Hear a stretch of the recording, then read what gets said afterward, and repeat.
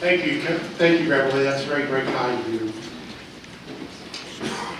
Mr. Governor Sean, the great past district governors, District 5420, Mr. Governor-elect Beverly and Ed, Mr. Governor nominee Scott, especially the president-elects, president nominees, the family of Rotary from District 5420.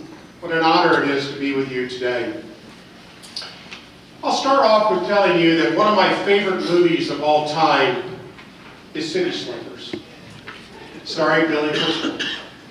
I especially like the scene where Mitch is riding along with Curly, and the conversation goes something like this.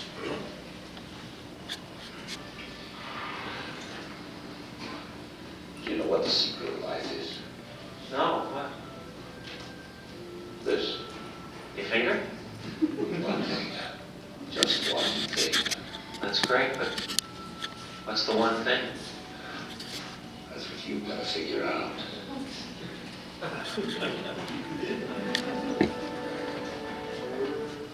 One of the other scenes that I really like is where Phil gets into the tent after confronting some drunken cowboys. While in the tent, he breaks down and he says, "I'm almost 40. God, that's old. And life is a waste." Mitch reminds him about the time that they were children. They were playing ball. And the ball got stuck up in a tree. And they'd always call a do-over. Mitch tells Phil that his life is now a clean slate and a do-over.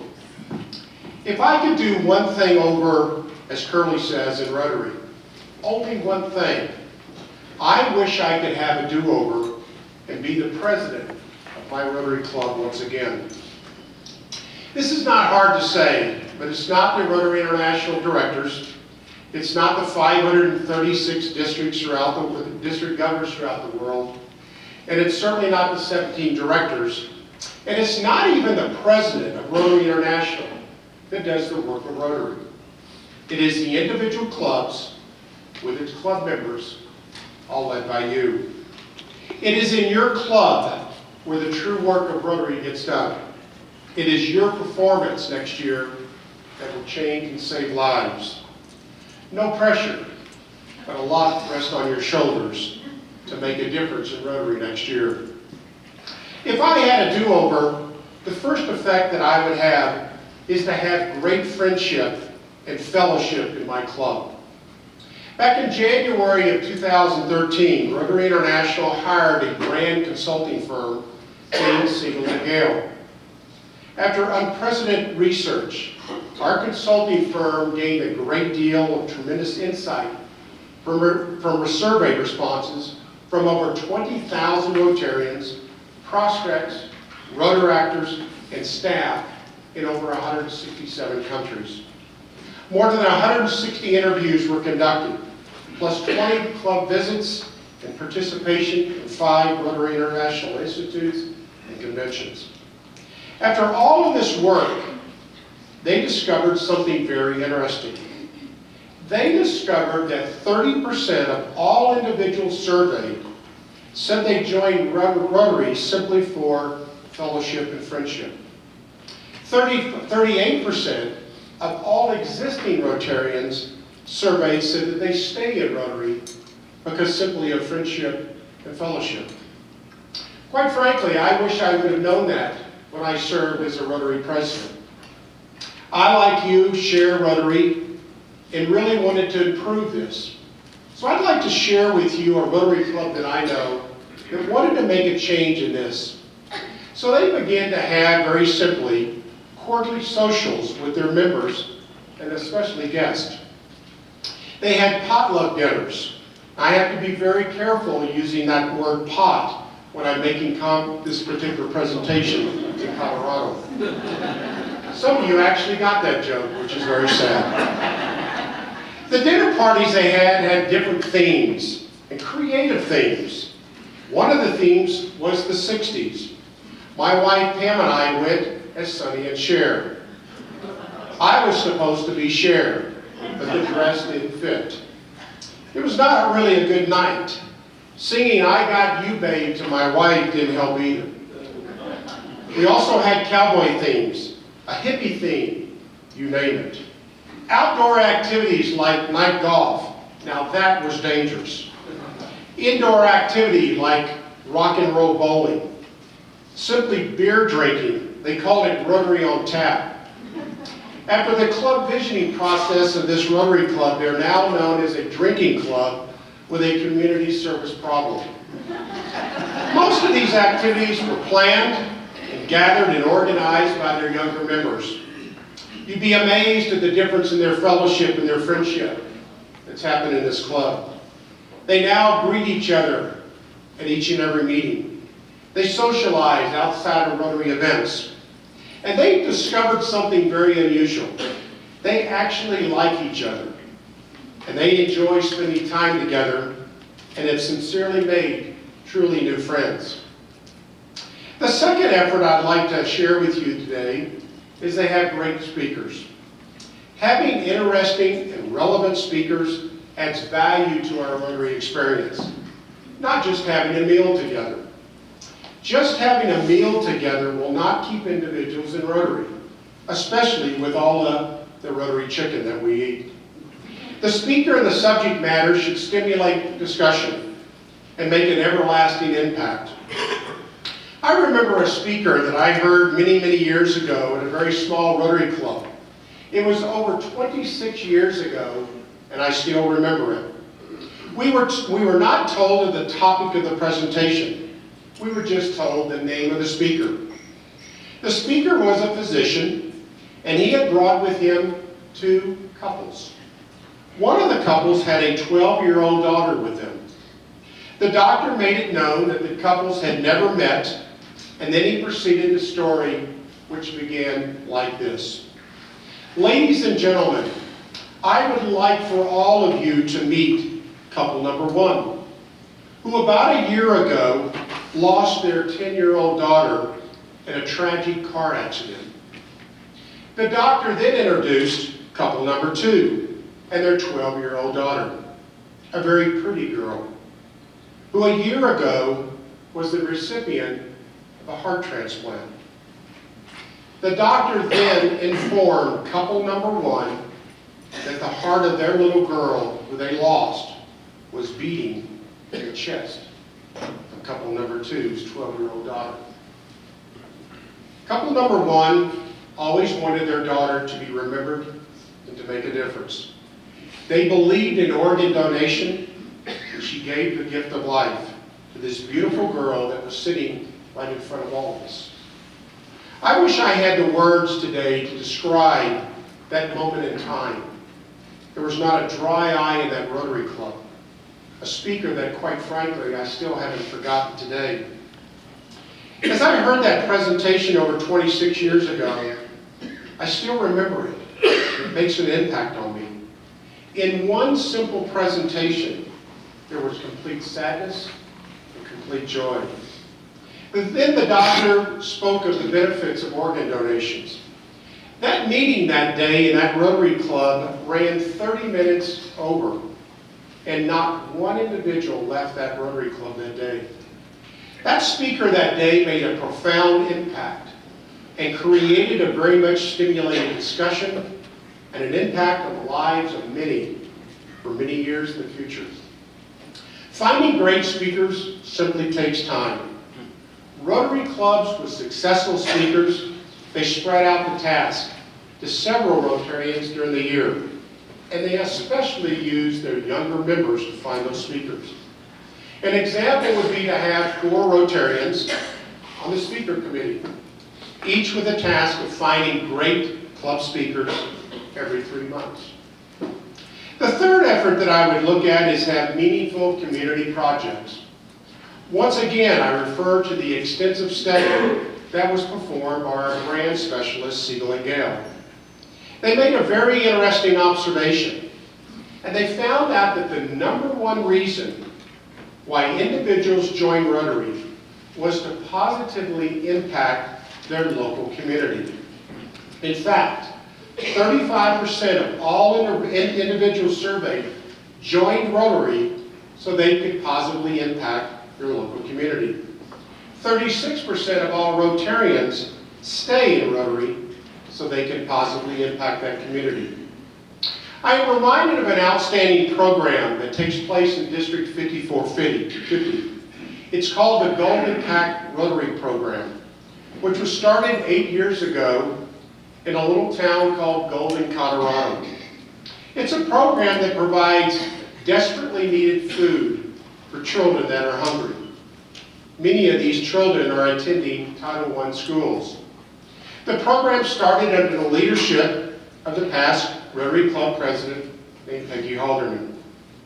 Peggy told me recently that her Rotary Club of 60 members has now served over 405,000 meals. The program is not only a Rotary project, it's a community project with 515 volunteers, with over $500,000 in local contributions. As a result of this program, Rotary clubs have now adopted this program not only in that particular community, in that particular state, but around the United States. This local Rotary project fulfills the needs of one of the most important reasons for being a Rotarian and staying in Rotary, and that is to positively impact their local community. The fourth effort would be to have more fun and Rotarians more engaged. Individuals who have the spirit of Rotary, the desire to make a difference. After many years in Rotary, I thought I understood this organization which we all belong to. I thought I knew what it did. I thought I knew what it stood for. I have to admit, I really didn't understand this organization until I got out of my comfort zone. I got involved in humanitarian service, the act of giving to the less fortunate, and I found a Rotary that I never, ever imagined existed. Recently, Pam and I had the true honor and privilege of speaking at the Scottsdale Sunrise Rotary Club. It's your typical Rotary club, just like yours, just like mine. This club has 32 members, 18 male, 14 female, with great fellowship and a great balance of community and international service. And they have a great deal of fun with each other each and every week. After our presentation, club members begin their weekly routine of giving happy bucks.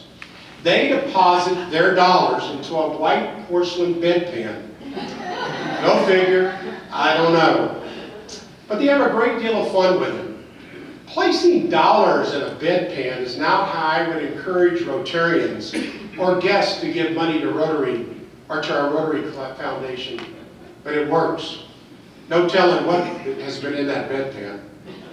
They were happy because they had just finished planning their annual community project called Special Day for Special Kids.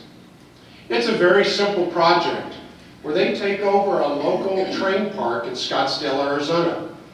They provide free food, free beverages, free train rides, free carousel rides, along with 40 games for over 3,500 special need children and their families. This happens to be this club's 31st year of hosting this event. And everybody, and I do mean everybody, is involved in this project. Next week, Pam and I will be cooking 3,500 hot dogs. As I left the meeting that day in the parking lot, I have to admit, and I'm not embarrassed, I became overwhelmed with emotion when I did a little bit of math. This one typical Rotary club with 32 members over the past 31 years has provided a special day for special children for over 105,000 of those people. What a selfless act of kindness and service on the behalf of these people. I think sometimes we all take for granted who we are, what we are, and all the good that we do throughout the world. Rotary clubs with projects like this make me proud to be a Rotarian. Quite frankly, I'm not sure why not everybody is a Rotarian. The fifth and final effort would be to help all Rotarians in your club to appreciate the family of Rotary. Truly understand what it means to wear this thing called a Rotary pin. We truly, all of us, underestimate the power of this simple emblem. Our family of Rotary allows us all to do extraordinary acts of kindness through our incredible network of Rotarians around the world. I'd like to share another story with you. One of the many things that I like to do outside of Rotary is play a game of golf.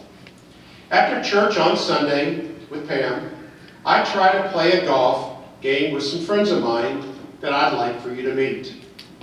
They are brothers, John and Joe Gilbert. One is a lawyer, one is a CPA. A very dangerous combination, especially on the golf course. Joe is not the best golfer in the world, but we need him because he's the one that sets up all of our tee times on his credit card. About a year ago, we were playing a small golf tournament organized by Joe. Knowing that I was a Rotarian, Joe introduced me to one of the Rotarians in the other foursome, Mike Ryan, from the Park Ridge Rotary Club in Chicago, Illinois. Mike and I, like all Rotarians, described our Rotary clubs and bragged about our various club projects and our district projects.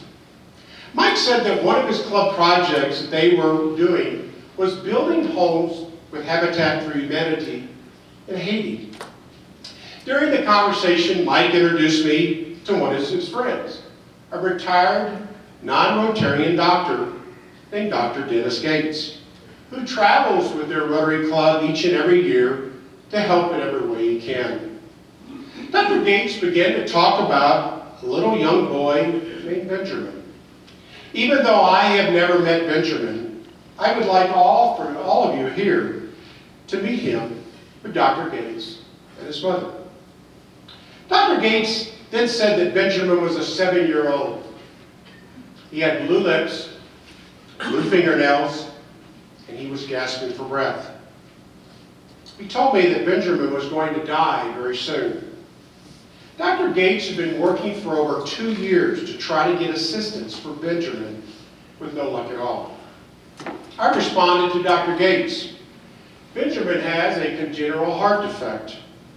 Dr. Gates asked me, he says, "Are you a doctor?" I said, "No, I'm a CPA." "How would you know about Benjamin's illness?" I told him that I had the privilege and the honor of serving on the board of an organization called the Gift of Life. An organization that's a Rotary project that was started back in 1974 by a Rotarian in the Manhasset, New York Rotary Club named Tony Zeno. Dr. Gates said, "You do hearts?" I said, "Yes, Dr. Gates. Rotary does hearts. In fact, we impact hearts all over the world."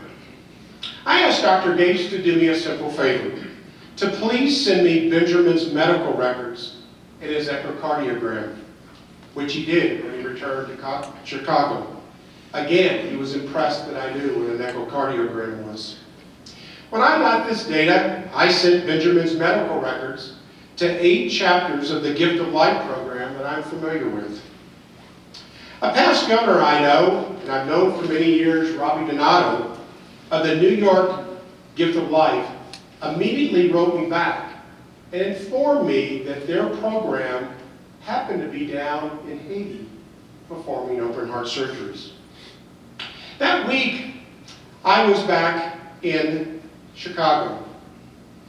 And when I was back there, I simply asked Dr. Gates if he could help me out in another way.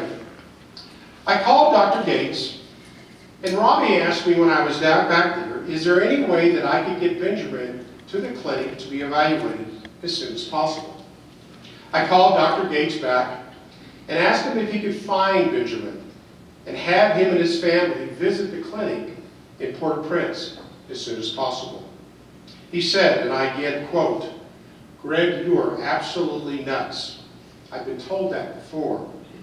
things don't happen very fast in Haiti. Benjamin is in the village of Lagon, 8 hours away, traveling on heavily potted dirt roads.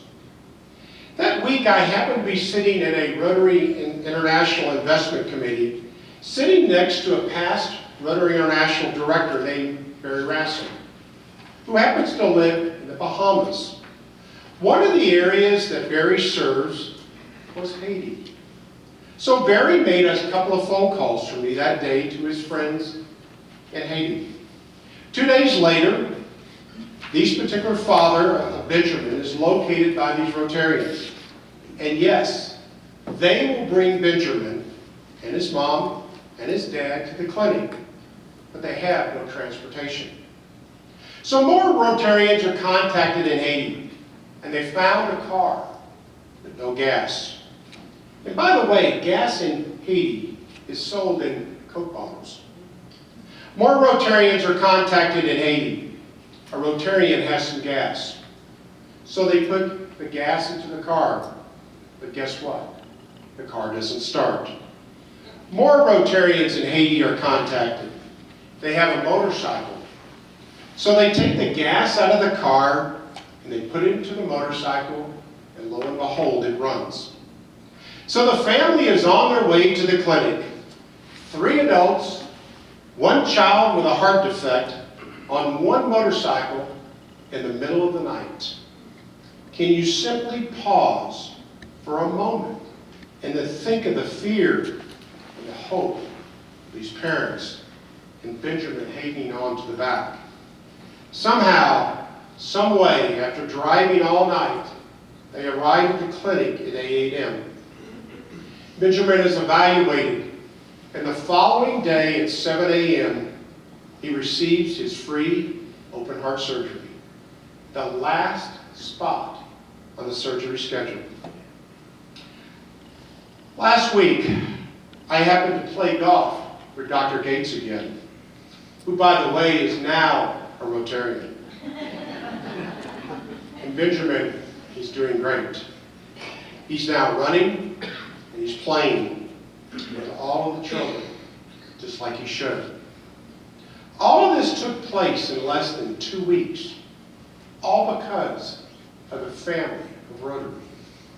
Because of this simple Rotary pin and the family of Rotary that we all belong to, ordinary people like myself, Robbie, Mike, Dr. Gates, and Barry, we did extraordinary things. I realize that it's not easy to have a great Rotary Club. Leading a Rotary Club is sometimes like pushing a rope. And you will have your challenges, but you will have your opportunities. But you will know when you have it right. About 6 months ago, I was able to visit our family estate attorney who lives out of state. His name is Carl Chinnery. He's a Rotarian, and he asked me if I would like to visit his Rotary Club. When I walked into the room, I could feel it. I could immediately feel the energy in that club. The friendship and the fellowship was incredible. How do I know? Because it took the president 4 times ringing the bell to get the meeting started. They had a great speaker, which the members looked forward to each and every week. They had great projects. In fact, they had 24 local and international projects. They were fun and they were engaged. A great deal of laughter, and everyone was participating. They understood the family of Rotary when they gave a report on all the members in their club that had family or personal issues that week. That day, they inducted 6 new members. Being a CPA, I had to ask Carl if his club was growing. In fact, Carl, with a smirk on his face, informed me that his club has an average net growth of 14% net each and every year. I asked Carl for the secret formula that we're all looking for. the secret sauce for his club. I'll always remember what he said. We in Rotary make membership way too complicated. First of all, we never, ever talk about membership. Ever. We let it take care of itself by following the previously mentioned concepts. They don't have to ask individuals to join their Rotary Club. Individuals come to them because they want to be a part of it. All they concentrate on is one thing: retention and being relevant in their community. To the President-elects, President nominees, I know what your largest opportunity next year is going to be. It's not a secret. It's membership. My fellow Rotarians, I wish I had more time to discuss this issue, but we have a very serious membership issue in North America. We lose an average of 6,000 net members per year. Over 72,000 net members have been lost in the last 12 years. Another way to look at your Rotary Club is to think of it as a business. If you think about it, we are very much in the business of peace building. My fellow Rotarians, North America is truly at a crossroads, a time when exceptionally strong leadership is needed. Our founder, Paul Harris, knew that we would have these times in the future. And he said the following, and I'll quote, "If Rotary is to realize its proper destiny, it must be evolutionary at times, revolutionary on occasions." Rotary is a time now where we need great leaders. Great leaders like Steve Jobs that always reminded us to stay hungry, to stay foolish. See if you all remember this famous video. The quality of the video is intentional.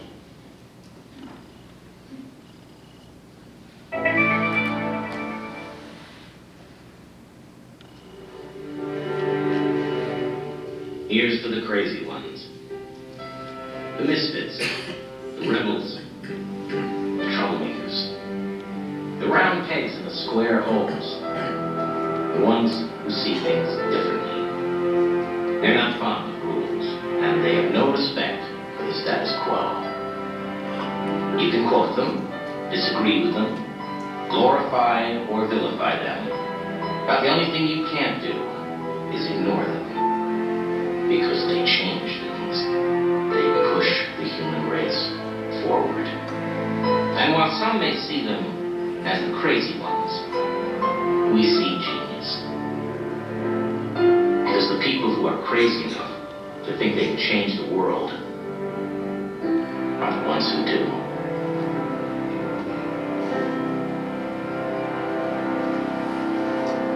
President-elects, I urge you to think differently next year.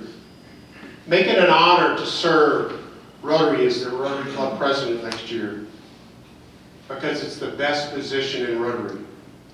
And if you will not do it alone, you will have 34,000 classmates in over 200 countries throughout the world that will work with you in serving others. Give it your best and make it a difference. Don't wish you would have a do-over like I did. I would like to end my presentation this afternoon with you with a video that was produced by the Rotarians in Great Britain. As you view the video, I ask you to do one thing. Look into the eyes of the children. And I hope that you will see what I see that Rotary really is. Rotary really is a four-letter word. That word is hope. We give hope to billions of children around the world. I hope you enjoy.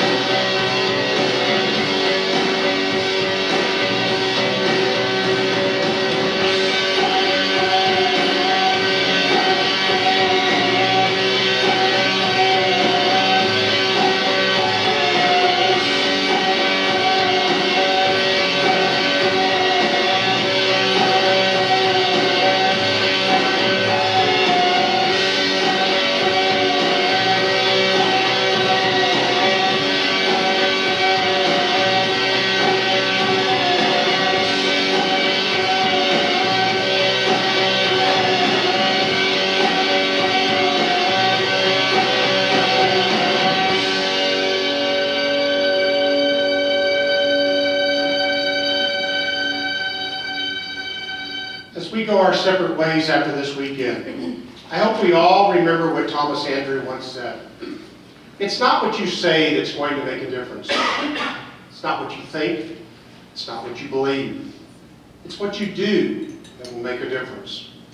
I sincerely thank District Governor-elect Beverly Clistry for the great honor and privilege of being here this weekend.